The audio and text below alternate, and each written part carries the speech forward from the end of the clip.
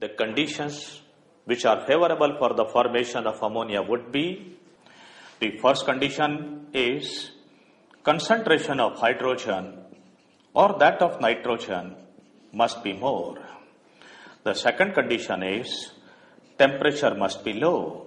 Low temperature does not mean that we decrease the temperature to the temperature of ice. No. Always for every reaction there is a ambient temperature, there is a temperature range below which we cannot go. So lowering of temperature means once we attain an equilibrium state at a particular temperature, from then if we decrease the temperature slightly, the equilibrium is bound to go in the forward direction.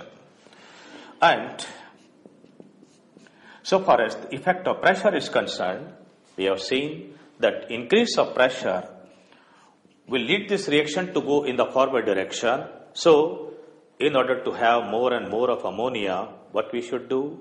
We should have increased concentration of hydrogen or nitrogen, temperature must be lowered, and high pressure must be maintained. So far as the effect of introduction of inert gas is concerned, again at constant volume there is no effect. But at constant pressure, if we introduce some inert gas, then there is going to be effect upon the equilibrium. What effect it will be? Introduction of inert gas at constant pressure means increase of volume. And remember, a reaction is to go in the direction which gives increase of volume or increase of moles of the gaseous substances.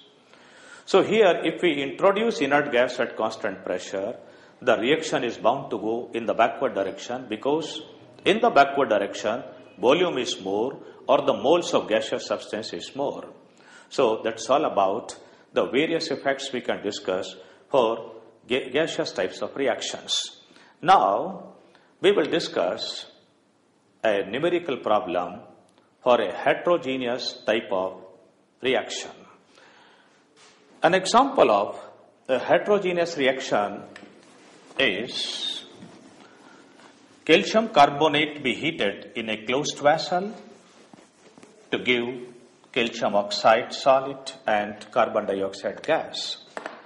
So our next article is heterogeneous reactions. Example is calcium carbonate solid giving us calcium oxide solid and carbon dioxide gas. If we apply law of mass action for this, then Kp would be equal to partial pressure of CO2 and Kc would be equal to active mass of CO2 only. Why this is so? As we have already studied, that active mass for the pure solid and the pure liquid is taken to be unity. Therefore, in the expression of Kp and Kc, these two solids won't appear. Similarly, if we consider this reaction, NH4HS solid giving us ammonia gas and H2S gas, then the expression for Kp would be equal to partial pressure of ammonia into partial pressure of H2S, and expression for Kc would be active mass of ammonia into active mass of H2S. The solid reactant won't appear anywhere in the expression of Kp and Kc.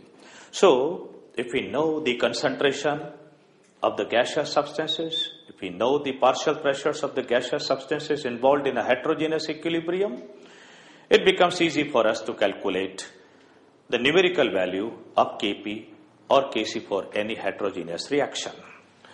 Let us consider one numerical problem related to a heterogeneous reaction.